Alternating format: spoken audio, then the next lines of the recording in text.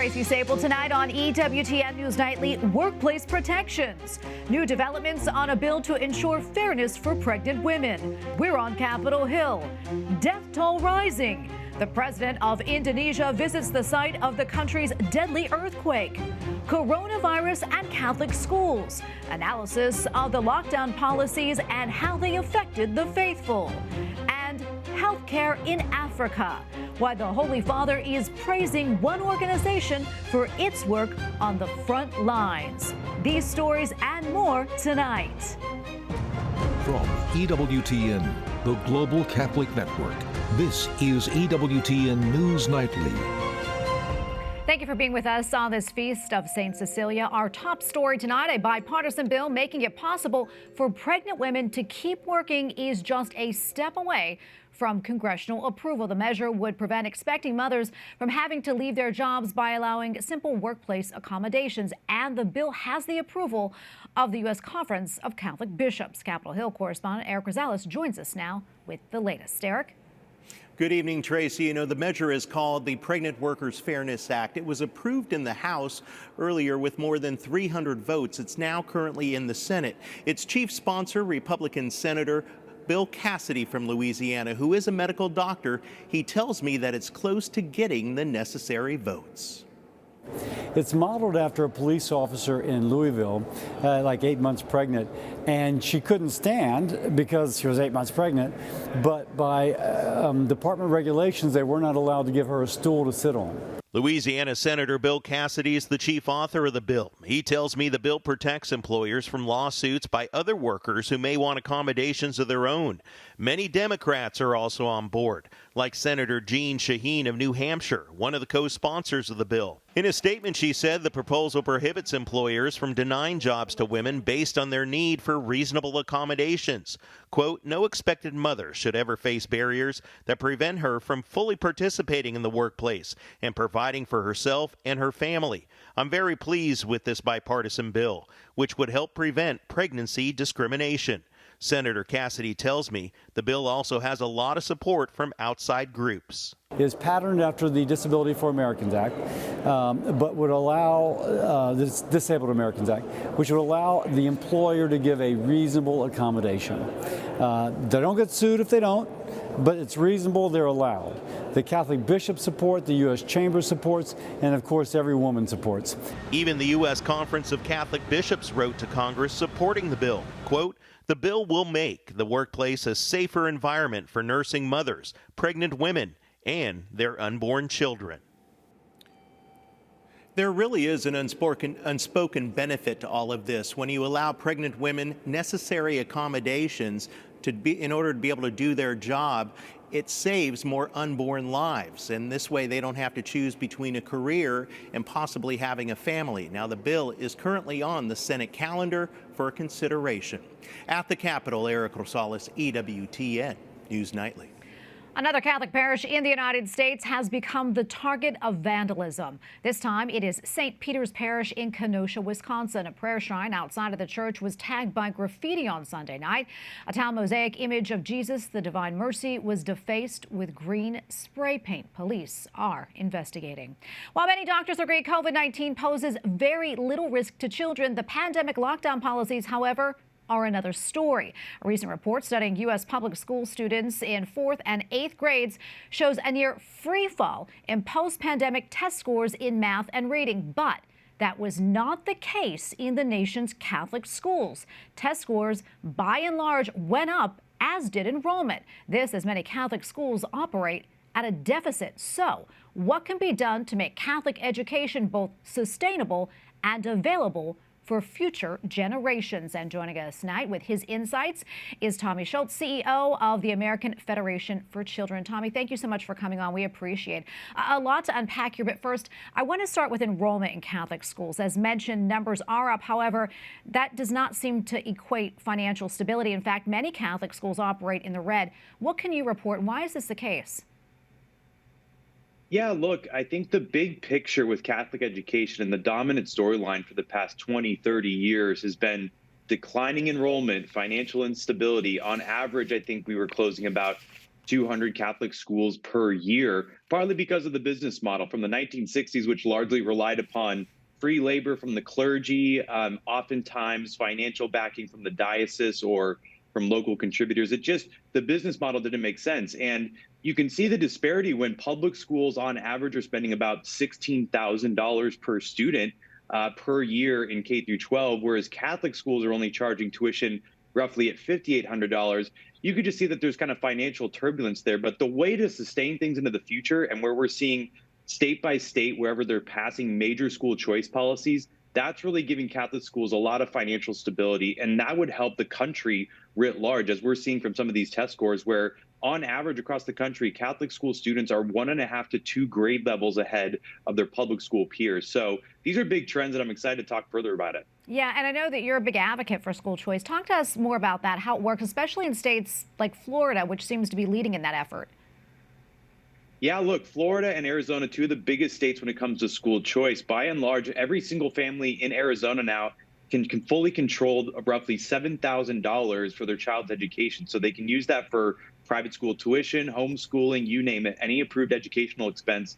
Families are now able to control that in Arizona. In Florida, roughly 150,000 students are using what's called a tax credit scholarship to be able to attend a private school. 300,000 are attending charter schools. They're probably on the precipice of expanding in the way that Arizona did. These are really big opportunities for other states to really follow their lead and to say, look, every family should have the freedom to choose the best education for their sons and daughters, especially, as I said, when we're spending roughly $16,000 per student in K through 12 writ large in our public schools. Why can't families control that for their own sons and daughters? Why is it only that families that have the means to be able to send their child to a private school, they're only afforded that right because of our old archaic system that we built in K through 12 that basically we started in the 1850s, set it on autopilot and said, look, unless you live in the right zip code, you're not going to get access to a great school, or unless you live in a state where you have school choice programs.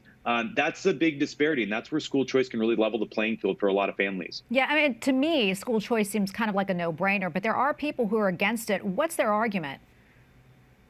Well, I think they're tethered to the old school teacher unions talking points, which is that they fundamentally just believe in an old and different system when it comes to public education. And it really just comes down to power and control. I mean, the teachers unions, they are a $3 billion per year revenue operation. And so they want to do everything they can to fully control every aspect of our education system. Whereas school choice, where you're funding the student and not the system, that fundamentally puts parents in charge. And that's where I think actually, as you're seeing over the past couple of years, all of the wars and all of the outrage around curriculum and pedagogy, what we're doing in our classrooms, much of this would be alleviated if families were actually in charge, because right now it's just a one-size-fits-all system, which is rather a one-size-fits-none system, right? I mean, that's kind of the fundamental distinction, that some people want to keep it the way it is, the status quo. We want to move in a direction that funds the students rather than the system, so that parents are ultimately in charge. Almost out of time, but do you see school choice, do you see it gaining more traction, especially,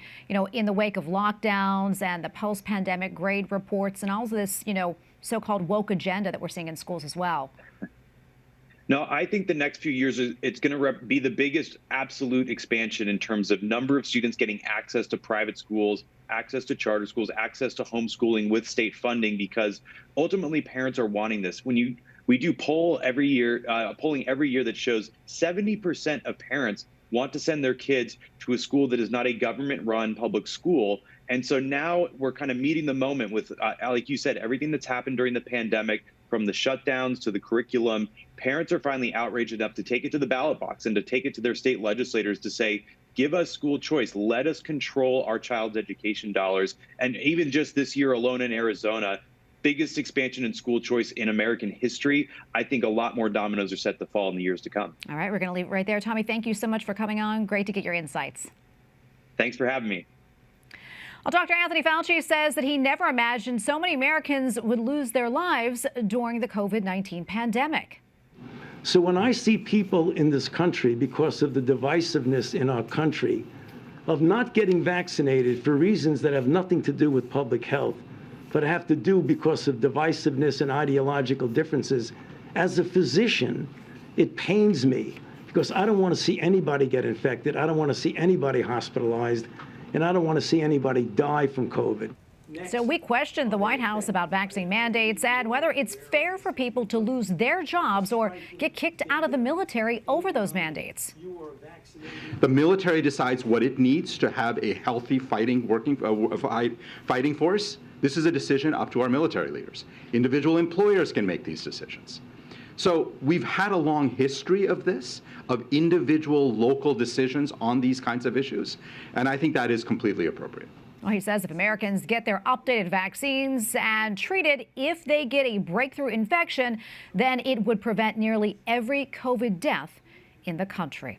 And we still have a lot more to come here on EWTN News Nightly, including the latest from Hong Kong, where there are new developments regarding a former pro-democracy newspaper and how one of China's neighbors is praised for its efforts to preserve religious liberty.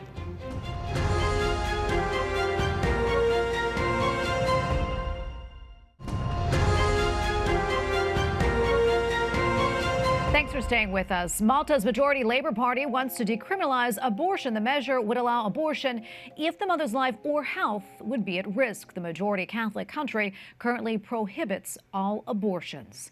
The death toll continues to rise following the deadly earthquake in Indonesia, and as rescue teams continue their work, the country's president paid a visit. Duka cita yang mendalam, bela sungkawa. The leader expressed his condolences to those impacted. Meantime, it is estimated now more than 260 people have died, with dozens more still missing as a result of the 5.6 magnitude quake. A half a dozen members of a now defunct pro-democracy newspaper in Hong Kong have entered guilty pleas in a national security law case. The six were arrested more than a year ago. Today, they admitted to lesser charges of conspiring with the newspaper's Catholic founder, Jimmy Lai, during anti-government protest back in 2019. They still face life in prison under the Beijing-backed security law. Trial for Jimmy Lai is set to begin early next month. A group of international economists paint a bleak forecast for next year. Global growth is slowing down, continues to slow down, and confidence has weakened. Inflation has become broad-based and persistent, and in response, central banks have been raising policy rates, and global financial conditions have tightened significantly. The outlook comes from the Organization for Economic Cooperation and Development. The Paris-based group anticipates growth just over 2% in 2023. That is down 4% from 2 years ago.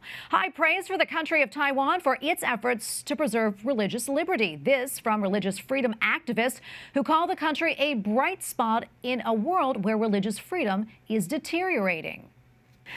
President of the International Religious Freedom Secretariat, Nadine Menza, returned from Taiwan earlier this month, and she joins us tonight with more. Nadine, great to be with you as always. Thank you. I know you describe a robust democracy and, as we just mentioned, remarkable conditions for religious freedom. Can you tell us more about your impressions?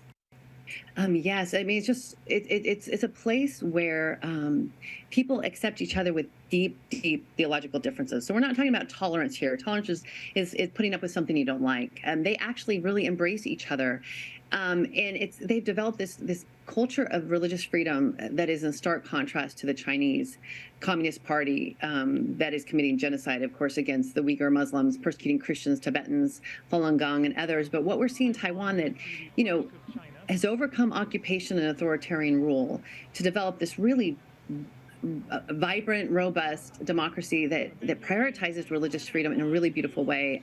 Such a beautiful place. Physically, the people are welcoming, and the way that they care for one another and their religious freedom it's really stunning. It's so impressive to see in person. Yeah, and I know in a recent article you mentioned the ease in which different religious communities interact with each other in Taiwan. Can you tell us more about this culture of respect for people with different beliefs?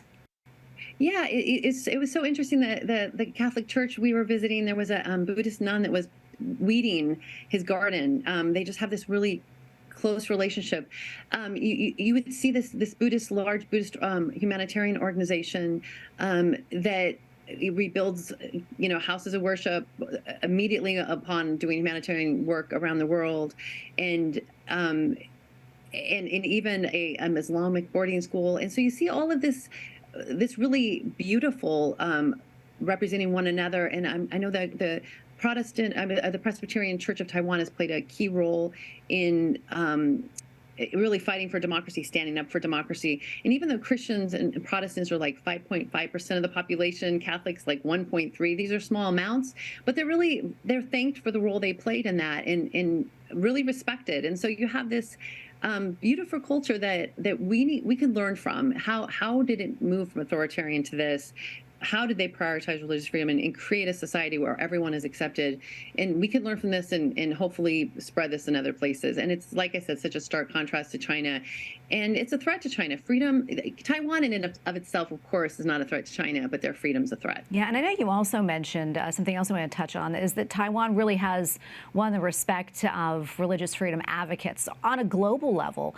What other nations have their eye on Taiwan as a model for their own blueprints? What do you think? Well, that's a really good question, and I don't know if countries look at other countries that way, which is why it's important for us to be able to learn from countries like Taiwan and other places that are bright spots for religious freedom, and be able to share those kinds of information, what they do in education, how they bring religious communities together. What was it about building a democracy that brought together all the different faiths? And that was one of the reasons I visited, because I wanted to understand. I asked a lot of questions. What was it like before it moved out of authoritarian rule? How it all played out, and those are the kind of things I think we haven't researched enough that would be really good for the U.S. and for those of us who value religious freedom to be able to share to those countries that are working. And there are several countries around the world right now working to improve their conditions, and they could really use that kind of information. Absolutely, and there's so many bright spots in Taiwan, but I'm wondering, what's your biggest concern for the country?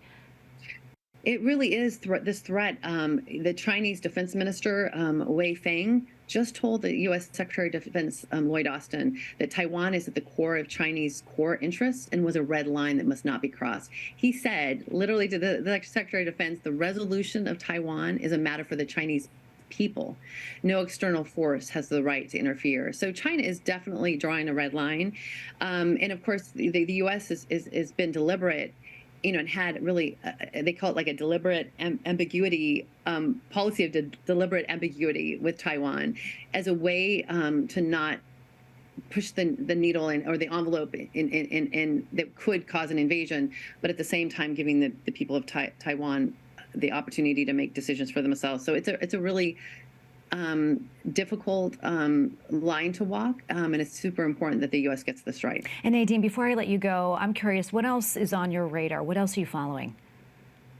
Well, we're following another similar situation. A bright spot in northeast Syria has the best religious freedom conditions in the Middle East, where Christians, Yazidis, others can all participate in government, where women are half the leaders. And Turkey is threatening to invade, has been bombing just relentless, killed 15, I believe it's up to 15 now, civilians, it bombed hospitals, in fact, just bombed the Global Coalition to Defeat ISIS and the Syrian Democratic Forces base. So there are U.S. forces on that base, killing some anti-terrorist specialists. That all they do on that base is work to defeat ISIS. So last time Turkey invaded northeast Syria and took part of the land, they committed atrocities that were documented by Human Rights Watch, Amnesty International, lots of documentation, where they targeted Christians, Yazidis, Kurdish, especially women, with rape, kidnapping, killing, destroyed religious sites, destroyed churches, destroyed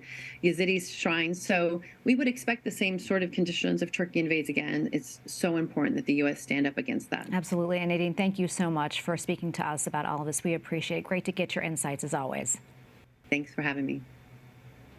Up next on EWTN News Nightly, Bonds of Friendship. Plus, Pope Francis recognizes an organization that provides health care to the needy in Africa.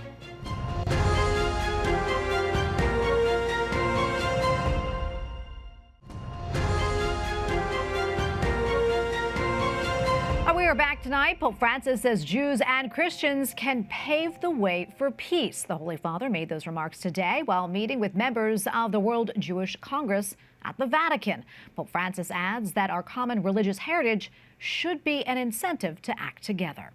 Pope Francis praises the work of an Italian Catholic organization that is providing health care in Africa. perché Africa non va sfruttata, va promossa. Meeting the members of the association late last week, the Holy Father urged them to continue giving a voice to those in Africa. Established in 1950, the organization includes almost 3,000 members and nearly 24 hospitals in Africa alone. Joining us now from Italy is Andrea Azzori, head of international relations at QAM, Doctors with Africa. Andrea, great to be with you today. Can you tell us more about the audience with the Pope and what he said to you in his speech? Oh, hi, everybody. Thanks for having me. Yes, the audience was an incredible moment for us, and we love the fact that Pope Francis put at the center the African continent. He said clearly that the African continent should be not exploited, but we should invest, and especially invest in the human capital, in the young people that every day are seeking opportunity to improve their lives, improving for developing and make grow their community and find also new solution for the big challenges the continent is facing at the moment. So I think it was a privilege to have Pope Francis say that Doctors with Africa QAM contribute to this young movement in Africa, is contributing to saving life for women and children that are in danger or because of epidemics or because of the current situation on the nutrition and food insecurity. But at the end of the day, really focusing on the human capital of this big continent and the great opportunity that the continent has for the future. And Andrea, for those who aren't familiar with your organization, can you tell us a little bit more about it and your work in Africa? Oh, yes. Doctors with Africa QAM is an international organization that focuses on the strengthening of local health facilities, local health systems that are providing essential services to the most vulnerable. We work with permanent offices in Africa in 8 countries: Sierra Leone, South Sudan, Central African Republic, Ethiopia, Uganda, Tanzania, Mozambique, and Angola. We always work with a partnership with local government, communities, FBOs, and civil society, and we try to together find solution to the challenges these communities are facing. Challenges like the difficulty in accessing healthcare, especially for women and children, difficulties in finding quality healthcare, or to find appropriate training and training on the job of health professionals in Africa. We've been doing this since 1950. We've been founded in 1950. It's more than 70 years. And in that day, with Pope Francis, we also launched a new project that will include more countries, more FBO, reaching up to 20 African countries in these huge continents of Africa. I'm curious, what are currently the biggest health issues in Africa? And also, how did the pandemic affect the populations? Well, we face many challenges. The first of all, there's been a shift in the epidemiology of the continent. So we're still facing diseases like HIV, malaria, tuberculosis, and malnutrition. At the same time, we have issues like chronic disease, like diabetes and hypertension, because the population is growing, the population is getting older, and also there is a problem with the diet and the lifestyle of many, especially the cities in Africa. So there is this problem of a double burden of disease in the continent. And also we are coming out of 2 years of pandemic. We heard also on Saturday when we sent a speech to Pope Francis and the audience, where the mortality from COVID-19 maybe has not been as high as in the US or the Europe, but has left many gaps in the services. What I mean is that vaccination campaign has been suspended, so we are now seeing measles coming back in Africa. Most of the market, the local market, has been stopped for a while, and we are seeing raising prices in food commodities and in anything that is related to the local production of food. So we're coming out of 2 years of pandemic with some issue that been definitely getting worse in terms of the condition of the community. And then we had the war in Ukraine. It is also creating another problem, especially with inflation and the raising of staple and food prices in Africa. Well, Andrea, thank you so much for taking the time to speak with us. We really appreciate it. Thank you. It was a pleasure. And we thank you for watching tonight. Remember, you can follow us on social media, Facebook, Twitter, and Instagram at EWTN News Nightly. I'm Tracy Sable. Good night and God bless.